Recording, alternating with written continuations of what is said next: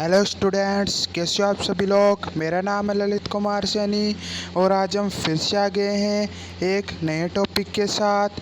तो आज हम बिना किसी देरी के साथ शुरू करने जा रहे हैं 10वीं कक्षा की प्रश्नावली अध्याय 4 द्विघात समीकरण को। आज हम इस वीडियो में कंप्लीट फॉर्मूले को देखने वाले हैं।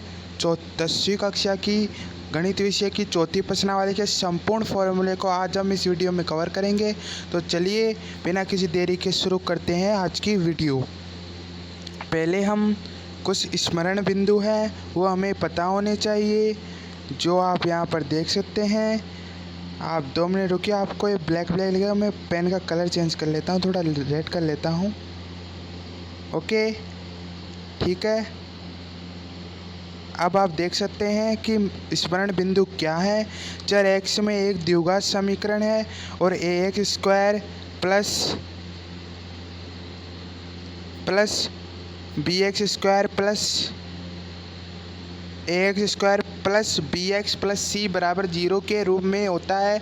यहाँ a b c वास्तविक संख्या है तथा a नॉट इक्वल टू 0 है। और उदाहरण के लिए 3x square plus x minus 30 बराबर 0 एक क्या है, द्विघात समीकरण है। इस तरीके का क्या होता है द्विघात समीकरण, ये मैंने आपको पहले भी बता दिया है। दूसरी प्रश्नावली मैंने कराई थी आपको, तो उसी में इसी तरीके का द्विघात समीकरण लिखने का ये समीकरण है। आपको प्रश्न पूछ सकता है कि द्विघात समीकरण लिखने का फॉर्मूला बताइए, तो यही द्विघात समीकरण लिखने का फॉर्मूला है। ठीक है, अब बिना किसी देरी के साथ नेक्स्ट टॉपिक पे बढ़ते हैं। कोई भी समीकरण px बराबर 0 जहाँ px घात 2 का एक बहुपद है, एक द्विघात समीकरण कहलाता है। यदि समीकरण px बराबर 0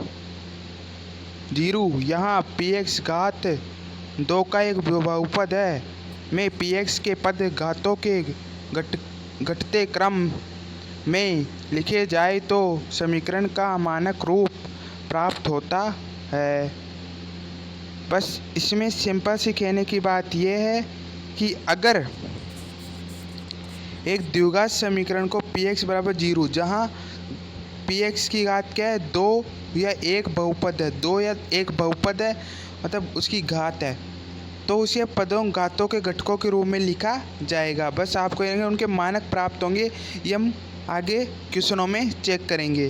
ठीक है, नेक्स्ट है हमारा, हम जानते हैं कि यदि वास्तविक संख्याएं अल्फ़ा बहुपद x square plus b x plus c बराबर 0 ए नॉट इक्वल टू 0 होता है, एक शून्य घना कहलाता है। यदि a alpha square plus b alpha plus c बराबर 0 हो तो इसी प्रकार वास्तविक संख्या अल्फ़ा समीकरण है का एक मूल कहलाती है। यदि a alpha square plus b alpha plus c बराबर 0 हो, मतलब कहने का जरूर ये मतलब है कि यहाँ पर x ही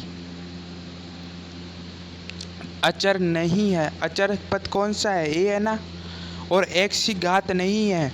यहाँ पर s की जगह अल्फ़ा बीटा गामा कुछ भी आ सकता है, ABCD कौन से भी आप अक्सर ले सकते हो। यदि द्विघात बहुपद में अधिक से अधिक 2 शून्य हो सकते हैं, अतः किसी द्विघात समीकरण के भी अधिक से अधिक 2 मूल्य हो सकते हैं। ये बात भी आपको ध्यान रखनी है कि अधिक से अधिक 2 समीकरण हो सकते हैं या अधिक से अधिक 2 मूल्य हो सकते हैं। ठीक है, बिना किसी देरी के साथ आगे बढ़ते हैं। तो आप यहाँ पर देख पा रहे हो कि द्विघात बहुपद, मैं थोड़ा जूम कर लेता हूँ, माफ़ कीजिएगा।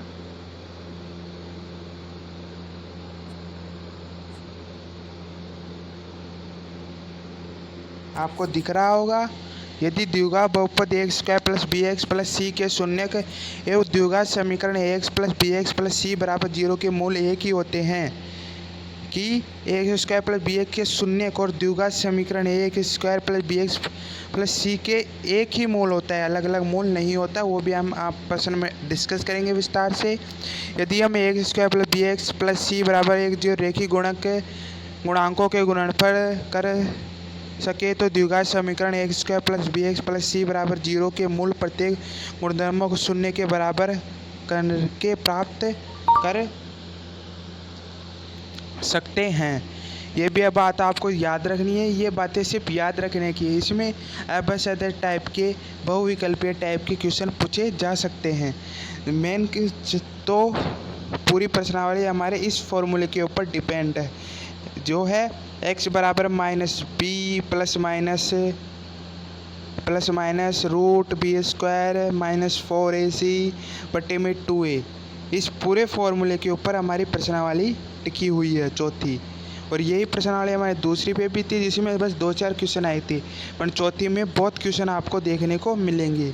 जैसे कि आप देख सकते हैं यहाँ पर बी स्क्वायर माइनस 4ac यहाँ निश्चित करता है कि ये समीकरण मूल वास्तविक है या नहीं। इसमें बी स्क्वायर माइनस 4ac को समीकरण का विकल्प कहते हैं तथा इसे d से भी निरूपित करते हैं। इसे हम d बराबर बी स्क्वायर माइनस 4ac के रूप में भी लिख सकते हैं। इसमें कुछ और निश्चित पॉइंट है कि द्विघात समीकरण a square plus b x plus c बराबर 0 के दो भिन्न वास्तविक मूल होते हैं। यदि d बराबर बी स्क्वायर माइनस 4ac अगर बड़ा है 0 से तो दो भिन्न वास्तविक मूल होंगे। अगर ये बराबर हैं तो दो बराबर वास्तविक मूल होंगे। और यदि 0 बड़ा है तो ये कोई वास्तविक मूल नहीं होगा। ये बात हमें ध्यान रखनी है। बस आज के वीडियो में बस इतना ही। ये सूत्रों की PDF आपको हमारे टेलीग्राम चैनल ललित कुमार सैनी के ऊपर मिल जाएगी। बस आज के लिए बस इतना ही।